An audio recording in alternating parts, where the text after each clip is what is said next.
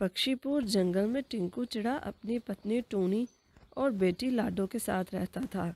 टिंकू एक किसान था। उसने साहूकार से कर्ज लेकर ठेके की ज़मीन पर गंदम की फसल काश्त की थी। टूनी, मुझे पूरी उम्मीद है इस बार फसल अच्छी बिकेगी और मैं अपनी ज़मीन ले लूँगा और साहूकार का कर्ज भी वापस कर दूँगा। जी, मुझे भी पूरी उम्मीद है, ऊपर वाला ऐसा ही करेगा। तभी बाहर से बादलों के गरजने की आवाज़ आती है। वो दोनों बाहर निकलकर देखते हैं तो काले स्याह बादल आसमान पर छाए हुए थे और साथ ही तेज़ हवाएं भी चलने लगीं। अरे टूनी, ये क्या हो गया? अगर बारिश आ गई तो हम बर्बाद हो जाएंगे, हमारी फसल तो खराब हो जाएगी। आप फिक्र मत करें, ऊपर वाला जो करेगा बेहतर होगा। और फिर देखते ही देखते तेज़ बारिश शुरू हो जाती है। बारिश के साथ ओले भी पड़ने लगते हैं। टिंकू तो रोने लग जाता है। अब क्या होगा? साहूकार तो हमारा जीना हराम कर देगा। मैं कहाँ से कर्ज लौटा पाऊंगा?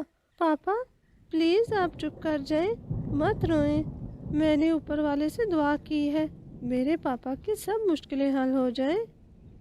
देखें जी, चुप कर जाएं। लाडो भी परेशान हो गई है, ऊपर वाला ज़रूर कोई ना कोई हल कर देगा। अगले दिन वो खेत जाता है तो उसकी सारी फसल बह चुकी थी। अब परेशान होने से तो कुछ नहीं होगा। मुझे लगता है हमें दोबारा से खुदाई करनी चाहिए और चावल की फसल लगा देनी चाहिए। जल्दी फसल लगाएंगे तो जल्द ही पक जाएगी और 4 पैसे भी आ जाएंगे। शायद इस बार ही हमारी फसल बच जाए। और फिर वो दोनों खेत की खुदाई करने लग जाते हैं। खुदाई करते हुए टूनी के कुदाल से कुछ टकराता है। सुनिए जी, मुझे लगता है यहाँ पर कुछ है। वो दोनों वहाँ खुदाई करते हैं तो वहाँ से सुनहरे रंग की एक हांडी निकलती है। अरे टूनी, ये तो सोने की हांडी है। साथ ही वहाँ पर एक परी प्रकट होती है। हाँ नन्हे पक्षियों, ये सिर्फ सोने की नहीं बल्कि एक जादुई हांडी है। ये परी लोग की तरफ से तुम दोनों के लिए इनाम है। इस हांडी में तुम लोग जो भी डालोगे वो 4 गुना होकर निकलेगा। ये हांडी सिर्फ मन के सच्चे और दिल के नर्म पक्षियों के लिए ही है। तुम्हारा बहुत शुक्रिया नन्ही परी। और वो हांडी लेकर घर आ जाते हैं। देखा जी, मैंने आपसे कहा था ना कि ऊपर वाला सब ठीक कर देगा। टूनी हांडी में खाने के लिए कुछ चावल के दाने डालती है तो वो हांडी चावलों से भर जाती है। वो तीनों बहुत खुश थे। मैं सोच रहा हूँ कुछ और ज़मीन ले लूँ और दोबारा फसल लगाऊं। हाँ, ये बिल्कुल ठीक रहेगा। मैं अपने कुछ गहने इसमें डालती हूँ। जब वो बढ़कर बाहर आएंगे तो हम उनको बेचकर और ज़मीन खरीद लेंगे। और फिर टूनी ऐसा ही करती है। टिंकू वो गहने बेचकर साहूकार से और ज़मीन खरीद लेता है और उसका कर्ज भी वापस कर देता है। ये सब टिंकू का पड़ोसी कालू कौवा और उसकी पत्नी सोमी देख रहे थे। कालू जी, मुझे तो कुछ गड़बड़ लग रही है। कल से टूनी के घर से मज़ेदार पकवान की खुशबू आ रही है। और तो और टूनी गरीब पक्षियों में भी खाना बांट रही थी। इसको तो अपने खाने के लाले पड़े होते हैं। इसके पास इतना सब कुछ कहाँ से आ गया? हाँ, तुम ठीक कह रही हो। अब की बार तो इसकी फसल भी बर्बाद हो गई थी, फिर भी नई ज़मीन ले ली। पता करना पड़ेगा क्या मामला है। टूनी, मुझे बहुत भूख लगी है, जल्दी से खाना ले आ और कुछ गहने भी इस हांडी में डाल दो। मैं इनको बेचकर नए बीज ले लूँगा सुबह। और फिर टूनी गहने डालती है तो वो 4 गुना होकर निकलते हैं। और उसके बाद वो चावल के कुछ दाने डालती है तो पूरी हांडी चावलों से भर जाती है। ये सब कालू और सोमी देखकर दंग रह जाते हैं। वो अपने घर आ जाते हैं। अच्छा, तो ये बात है। टूनी के अमीर होने के पीछे इस हांडी का हाथ है। मुझे नहीं पता कालू जी, मुझे भी वो हांडी चाहिए। मैं भी अमीर होना चाहती हूँ। मैं सुंदर सुंदर गहने पहनूंगी। अच्छा अच्छा, ठीक है, मैं कुछ करता हूँ। और फिर वो दोनों रात को ही टूनी के घर जाते हैं और वो हांडी टूनी के घर से चुरा लाते हैं। सोमी जल्दी में जादुई हांडी में गहने डालने लगती है तो वो खुद भी उसमें गिर जाती है। इसके साथ ही वहाँ पर 4 कवि आ जाती हैं। अरे ये क्या हो गया? सोमी, कहाँ हो तुम? मेरी सोमी कौन है तुम चारों में से? कालू जी, मैं हूँ सोमी। नहीं नहीं, मैं हूँ सोमी। नहीं नहीं, मैं हूँ सोमी। इसी तरह वो चारों शोर करने लगती हैं। उनका शोर सुनकर टूनी और टिंकू भी वहां आ जाते हैं। टिंकू, मेरी मदद करो, मैंने तुम्हारे घर पर चोरी की, मुझे माफ कर दो, प्लीज मेरी सोमी को वापस ला दो। कालू भाई, हम आपकी कोई मदद नहीं कर सकते, ये सब आपको पहले सोचना चाहिए था। और फिर टूनी और टिंकू अपनी हांडी लेकर घर आ जाते हैं। इस कहानी से हमें ये सीख मिलती है कि हमें दूसरों से हसद नहीं करना चाहिए। लाली चिड़िया और कट्ठा मुर्गी पास पास ही रहती थीं। दोनों आपस में गहरी दोस्त थीं। अक्सर इकट्ठी बाजार घूमने जाती और दाना लेने भी। कुछ दिन पहले ही कट्टों के अंडों से 7 नन्हे मुन्ने चूजे निकले थे। लाली, मैं बहुत परेशान हूँ। मैं अक्सर बाहर दाना लेने जाती हूँ और चूजे घर पर अकेले होते हैं। अगर किसी दिन कोई बिल्ली या चील आ गई तो? लेकिन कट्टो, घर का दरवाजा तो बंद होता है। हाँ लाली, लेकिन चूजे अभी छोटे हैं ना। अगर उन्होंने दरवाजा खोल दिया तो तुम उनको समझाओ कि जब तक तुम खुद न आओ वो दरवाजा ना खोले। हाँ, तुम ठीक कह रही हो, मैं ऐसे ही करूँगी। अगले दिन कट्टू को कहीं बाहर काम से जाना था।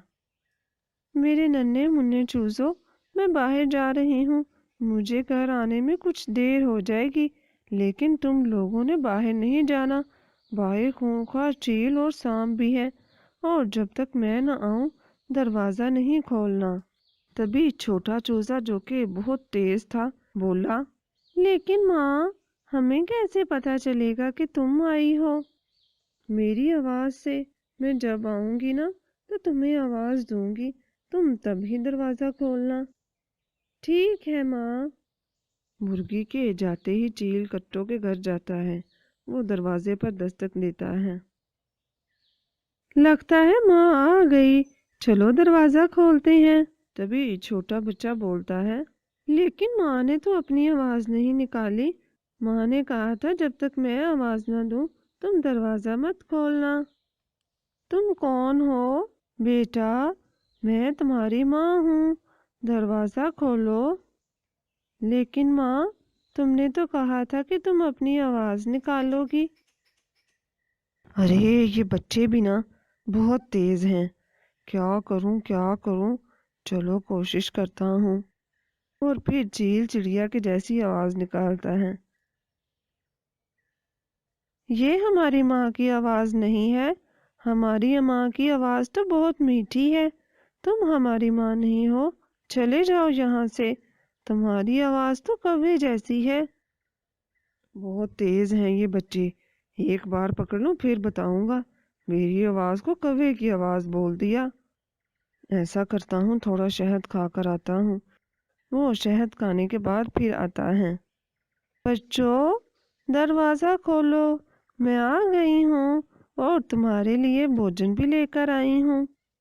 लगता है माँ आ गई, हमें बहुत भूख लगी है, चलो ना दरवाज़ा खोलते हैं। तभी फिर छोटा चूजा बोलता है, रुको, मुझे अच्छे से तसल्ली करने दो। छोटा चूजा दरवाजे के पास जाकर कहता है, इतने बड़े पंजे, तुम झूठ बोल रहे हो, तुम हमारी माँ नहीं हो।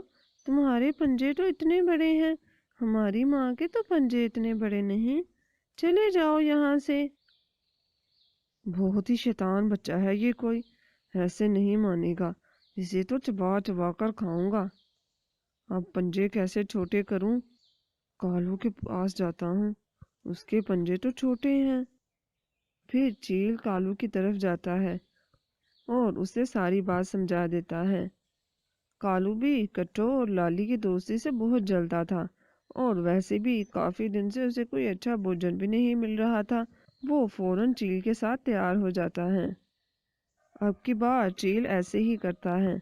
छोटा चूजा फिर दरवाजे की तरफ जाने लगता है तो दूसरे चूजे कहते हैं, तुम रुको, हम देखते हैं। अरे, इसके पंजे तो छोटे हैं।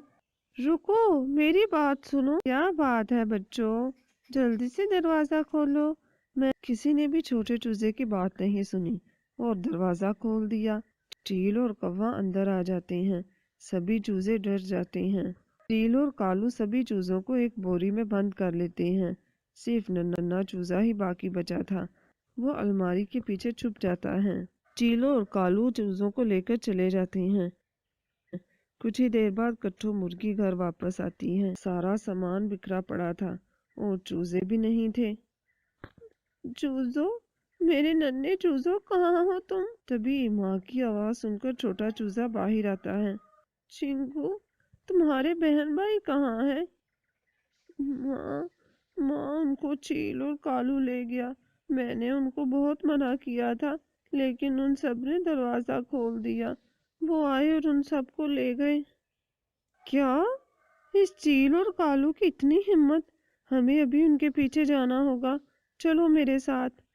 پھر کٹو لالی کو بھی ساتھ لے جاتی ہیں اور وہ چیل اور کالو کو ڈھونڈنے چل پڑتی ہیں۔ ادھر چیل اور کالو ایک پہاڑی کے پاس بیٹھے تھے۔ انہوں نے بوری سے سارے بچے نکال لیے تھے۔ ارے، یہ 6 کیسے ہیں؟ میں نے خود دیکھا تھا کہ 7 چوزے تھے۔ کالو، سچ سچ بتا دو، ایک چوزا تم نے کھا لیا ہے نا؟ کیا بات کر رہے ہو چیل بھائی؟ میں تو تمہارے ساتھ ہی آ رہا تھا، ایسے کیسے کھا لیا میں نے؟ وہ دونوں اسی بات پر جھگڑ رہے تھے کہ لالی اور کٹو مرغی وہاں پر آ جاتی ہیں۔ کٹو، تم؟ ان دونوں کو دیکھ کر تو وہ حیران رہ جاتے ہیں۔ تم لوگوں کو شرم نہیں آتی؟ چھوٹے چھوٹے ننھے چوزوں کو لے کر یہاں آ گئے ہو۔ ابھی شرافت سے انہیں چھوڑ دو، ورنہ میں راجا جی سے تمہاری شکایت کروں گی، اور پھر تمہیں پتا ہے نا وہ تم دونوں کو جنگل سے ہمیشہ کے لیے نکال دیں گے۔ راجا جی کا نام سن کر چیل اور کالو دونوں ڈر جاتے ہیں اور وہ بچوں کو چھوڑ دیتے ہیں۔ گھر لا کر وہ پھر سے سارے چوزوں کو ایک بات سمجھاتی ہے۔ تو دیکھ لیا نا بچوں تم لوگوں نے اپنی جلد بازی کا انجام، اور اگر ہم وقت پر نہیں پہنچتے تو اب تک وہ چیل تم سب کو کھا چکا ہوتا۔ آئندہ سے دھیان رکھنا، جب تک اچھے سے تسلی نہ ہو جائے کسی بھی انجان کے لیے دروازہ نہیں کھولنا۔ سبھی بچے ماں کی ہاں میں ہاں ملاتے ہیں۔ دور کسی جنگل میں مانو ہتھنی اپنے بیٹے راجو کے ساتھ رہتی تھی۔ ان کے جنگل میں اور پشو پکشی بھی رہتے تھے، لیکن سب کے سب بہت پریشان اور دکھی رہتے تھے۔ ان کی پریشانی کی وجہ شیر خاں تھا۔ شیر خاں بہت ظالم تھا۔ وہ آئے روز کسی نہ کسی پشو پکشی کا شکار کر لیتا تھا۔ کئی سہاگنوں کے سہاگ اور ماؤں کی گود اجاڑ چکا تھا۔ مانو کے پتی کو بھی کچھ عرصہ پہلے شیر خاں نے شکار کیا تھا۔ سبھی ماداؤں کے سہاگ ختم ہو چکے تھے، اب صرف ان کے بچے تھے۔ اب شیر خاں کی نظر ان بچوں پر تھی۔ سبھی مائیں اس حوالے سے بہت پریشان تھیں۔ مانو بھی راجا کو چھپا کر رکھتی تھی۔ راجا، میں نے تم سے کہا ہے نا کہ ابھی باہر مت جاؤ۔ لیکن کیوں ماں؟ میرے سبھی دوست میرا انتظار کر رہے ہیں، مجھے جانا ہے۔ راجا بیٹا، میں نے تم سے کتنی بار کہا ہے کہ شام کے وقت باہر مت نکلا کرو۔ تمہیں پتا ہے نا شیر خاں اس وقت شکار کی تلاش میں نکلتا ہے۔ جانتا ہوں ماں، لیکن ہم جہاں کھیلنے جا رہے ہیں وہاں شیر خاں نہیں آتا، اور ویسے بھی رات کے وقت شکار کے لیے نکلتا ہے، اور ابھی رات ہونے میں کافی وقت ہے۔ اچھا ٹھیک ہے، پھر گھر سے دور مت جانا، ادھر پاس ہی رہنا، میں تمہیں لینے آ جاؤں گی۔ ٹھیک ہے ماں۔ مانو کی طرح دوسرے جانوروں کی مائیں بھی اپنے بچوں کو اسی طرح چھپا کر رکھتی تھیں۔ ادھر پشوؤں کی طرف شیر خاں نے سب کا جینا حرام کر رکھا تھا، تو دوسری طرف پکشیوں کو ناگ راجا نے پریشان کیا تھا۔ وہ ہر روز کسی نہ کسی پکشی کے انڈے چرا لیتا تھا، اور اگر کوئی اسے ایسا کرنے سے منع کرتا تو وہ اسے جان سے مار دیتا۔ پورے جنگل میں ہر وقت موت کا سما رہتا تھا۔ پھر ایک دن مانو ہتھنی ایک سبھا بلاتی ہے، تو دوسری طرف لالی چڑیا بھی سارے پکشیوں کو اکٹھا کرتی ہے۔ جیسا کہ آپ سبھی جانتے ہیں، شیر خاں نے کیسے ہمارے پیاروں کو ہم سے چھینا ہے۔ ہمارے ماں باپ، پتی، بہن، بھائی سب کو وہ ختم کر چکا ہے۔ ہم اس کا یہ اتیاچار مزید برداشت نہیں کریں گے۔ اب اس کا اگلا شکار ہمارے بچے ہیں، جو ہماری آنے والی نسل ہیں۔ اگر ایسا ہی چلتا رہا تو ہماری نسلیں ختم ہو جائیں گی۔ لیکن مانو ہتھنی، ہم کر بھی کیا سکتے ہیں؟ شیر خان ہم سب سے طاقتور ہے، ہم مل کر بھی اسے ختم نہیں کر پائیں گے۔ میں جانتی ہوں، مجھے کچھ ہی دن پہلے پتہ چلا ہے کہ اس جنگل کے پکشیوں کو ایک سانپ ختم کر رہا ہے۔ میں نے پکشیوں کی رانی سے بات کی ہے، ہمیں مل کر ہی کوئی حل نکالنا ہوگا۔ دوسری طرف لالی چڑیا بھی سبھی پکشیوں کو راضی کر لیتی ہے، وہ سب جانوروں کا ساتھ دینے کو تیار تھے۔ لالی مانو ہتھنی کے پاس آتی ہے۔ میں نے سبھی پکشیوں سے بات کر لی ہے، ہم آپ کا ہر مشکل میں ساتھ دینے کو تیار ہیں۔ پھر مانو کہتی ہے، سب سے پہلے ہمیں شیر خان اور ناگ کو ایک دوسرے کا دشمن بنانا ہوگا اور ان دونوں کو ایک دوسرے کے مقابلے میں لانا ہوگا، اور اس بار ہمیں اپنے دماغ سے کام لینا ہوگا، ہم اسی دماغ سے اس کو شکست دے سکتے ہیں۔ اگلے دن شیر کی غار کے باہر ایک پیڑ پر دو پکشی بات کرنے لگ جاتی ہیں۔ مٹھو، تمہیں پتا ہے وہ ناگو ہے نا، وہ کل کہہ رہا تھا کہ اب وہ پرندوں کا شکار کر کر کے تھک چکا ہے، اب وہ جانوروں کا شکار کیا کرے گا، پہلے وہ انہیں ڈنک مارے گا اور پھر آرام سے انہیں کھایا کرے گا۔ لیکن جمی بھائی، جانوروں کا شکار تو شیر خان کرتا ہے، کیا وہ ناگو کو ایسا کرنے دے گا؟ مجھے تو نہیں لگتا۔ میں نے بھی یہی کہا تھا، لیکن وہ کہہ رہا تھا کہ وہ شیر خان کو ڈنک مار کر جان سے مار دے گا۔ مجھے نہیں لگتا، شیر خان بہت بہادر ہے، دیکھ لینا شیر خان ہی ناگو کو جان سے مار دے گا۔ شیر خان یہ ساری باتیں سن رہا تھا، وہ اپنی تعریف سن کر بہت خوش تھا، لیکن ساتھ ہی ساتھ اسے ناگو پر بھی بہت غصہ تھا، وہ اسے مارنے کے لیے نکل پڑتا ہے۔ دوسری طرف ناگو کی بل کے پاس دو پشو آپس میں بات کر رہے تھے۔ اوئے ڈنکو، تمہیں پتا ہے میں نے آج شیر خان کو بات کرتے سنا ہے، وہ کہہ رہا تھا کہ اب وہ پکشیوں کا بھی شکار کیا کرے گا۔ لیکن پکشیوں کا شکار تو ناگو کرتا ہے۔ ہاں ہاں، لیکن شیر خان کہہ رہا تھا کہ وہ پورے جنگل کا بادشاہ ہے، پورے جنگل پر صرف اسی کا حق ہے، اور اس کے ہوتے ہوئے کسی کی مجال نہیں کہ کوئی دوسرے پکشیوں کو ہاتھ بھی لگا سکے۔ لیکن مجھے نہیں لگتا ناگو اسے ایسا کرنے دے گا، ناگو بہت چلاک ہے، دیکھ لینا اس نے شیر خان کو مار دینا ہے۔ چلو دیکھتے ہیں کیا ہوتا ہے۔ اس طرح سے وہ ان دونوں کو ایک دوسرے کے خلاف کر دیتے ہیں۔ ناگو بھی شیر خان کی طاق میں بیٹھ جاتا ہے۔ دوسری طرف سبھی پشو پکشی ان دونوں کی لڑائی کا انتظار کر رہے تھے۔ شیر خان ناگو کی طرف جا رہا تھا تو ادھر سے ناگو بھی شیر خان سے لڑنے پہنچ رہا تھا۔ دونوں کا ایک ہی راستے میں ایک دوسرے سے سامنا ہو گیا تھا۔ دونوں نے ایک دوسرے کو دیکھتے ہی لڑنا شروع کر دیا۔ کافی دیر تک دونوں لڑتے رہے اور پھر دونوں کافی زخمی ہو چکے تھے اور تھک بھی چکے تھے۔ کچھ ہی دیر بعد دونوں لڑتے لڑتے ختم ہو گئے۔ سبھی پکشی اور پشو بہت خوش تھے، یہ سب ان دونوں کی ذہانت اور ایکتا کی وجہ سے ہوا تھا، اور پھر سب آزادی کی فضا میں خوشی خوشی رہنے لگے۔